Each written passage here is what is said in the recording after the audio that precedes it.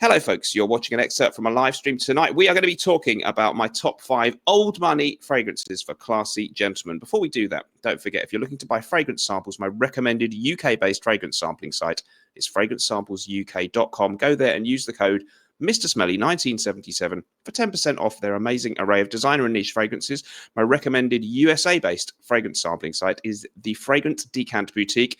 Their website address is decantboutique.com, and there your code is Mr. Smelly 10 for 10% off a huge range of scents. Both highly recommended and linked in the description of this video.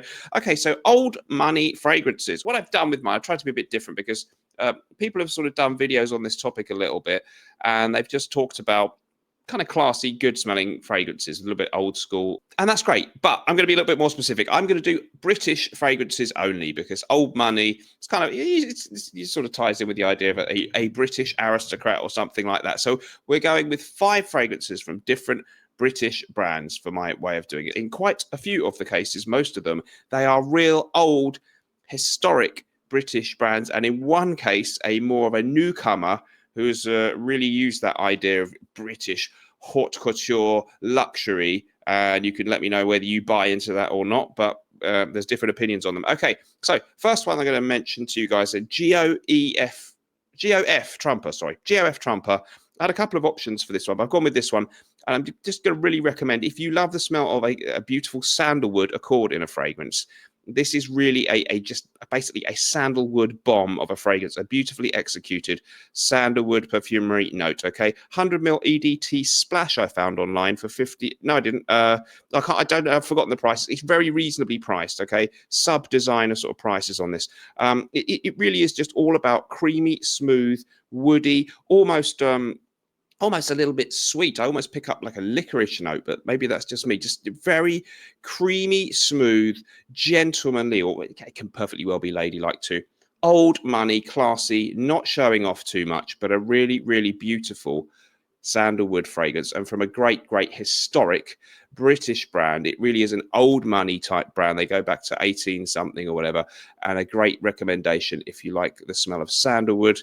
Then you'll know how that smells. If you don't, all my attempts to describe it may fail. So sandalwood cologne, GOF Trumpet, first one from me for the old money fragrances. Next up, we will go with, yes, I think we'll go with this one. So you can't really do this kind of video if it's British brands without including a Flores fragrance. And really the go-to place, I think, to start your exploration of this house, if you hadn't already, is number 89, their address, number 89 German Street, where their famous store has been for many, many years. And this one, 1951 release, lavender, bergamot, orange neroli, petitgrain, nutmeg, rose, geranium, ylang ylang, oak moss, musk, sandalwood, vetiver, and Virginia cedar. Some say that Winston Churchill used to wear this one. He really was he was an old money aristocrat. So he really fits in with this video. And it's a really nice, fancy, soapy smell. I think the perfume critic Luca Turin was the one who described this as the continuation of soap by other means, and that's a great description. I found one online, 100ml bottle for £65 a spray. Elite from Flores is good old money too. I agree, that would have been I didn't want two by the same fragrance house, but you're right. So yeah, Flores Elite, really nice, lovely, notable rose note in there, quite a lot of florals in there, and it really has this kind of stuffy, old-fashioned soap smell. So you'll either like it or you won't.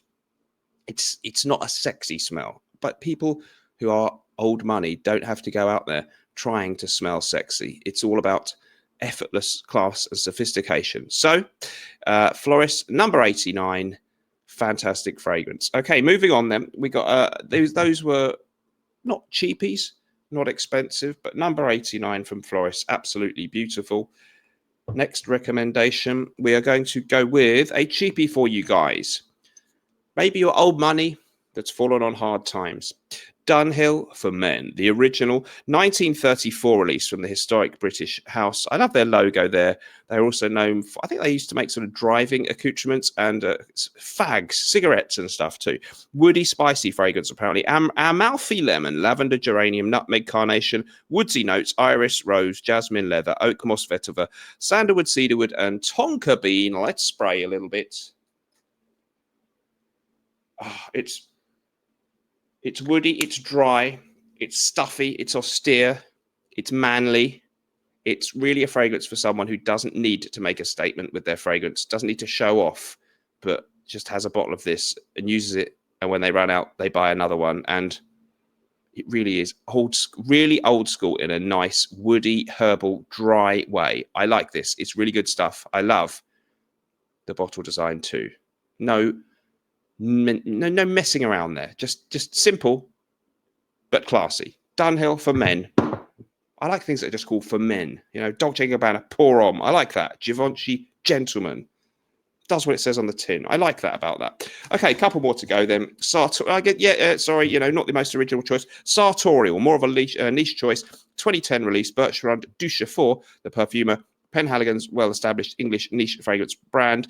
I won't waste too much time. You've probably all heard this before. They're themed after a tailor's workshop. I think it's Norton & Sons, no relation to me, different spelling, in Jermyn Street in London. So you've got metallic notes sort of symbolizing the scissors, a steam press accord in there. There's aldehydes, there's black pepper, there's quite a lot of lavender, there's neroli, there's also beeswax, honey, patchouli, some richer notes in the base, tonka and musk. It's really like a fancy pants version of Fabergé's Brut or Penhaligon's Pinard Clubman. It's those kind of fragrances, almost the cheap kind of barbershop aftershave splashes, but done with slightly higher quality ingredients and just fancy pantsed up a bit. Really, really, absolutely brilliant stuff. Yeah, someone agrees with me there. Apparently, Sartorial is Duchefort's interpretation of vintage Brut. It does have, it's like Brut. It's like when they pimp up a cheeseburger, they make a Big Mac at home and they show you how you would make it with Wagyu beef and the finest cheese and a brioche bun, but it's still sort of basic. It's like Brut, but everything better. And I really like that one. So great choice, very much an old money kind of vibe. Sartorial. We expect someone from the old money kind of world to have a bit of sartorial elegance about them. And we have just one more to go. Going into something now. This one, what do you think about this? They're sort of a nouveau riche brand in a way, aren't they? But they kind of pervade that air of maybe making you think it's all about a traditional British house, as you find them in Harrods and all sorts of other very exclusive places. Roger Parfum's Scandal, Parfum pour homme, and the old moneyed classes were not afraid of a little bit of a scandal or two, impregnating the chambermaid and that kind of thing. But you won't catch me doing that, honest. 2011 release. The perfumer is Roger Dove. That's what it says on Fragrantica. 50 mils, £287, and that's on a grey market deal at All Beauty. So it ain't cheap. Officially a fougere, but lemon, petitgrain, bergamot, mint, tarragon, basil, lily of the valley, may rose, vetiver, nutmeg, cashmere, wood, and oak moss. It's beautifully fresh and crisp and floral in the opening. And I find it just elegant, refined, beautiful balance. There's quite a lot of notes listed. You've got the citruses, the herbaceous aromatic accords. They're not afraid to throw quite a lot of florals into a fragrance aimed at men.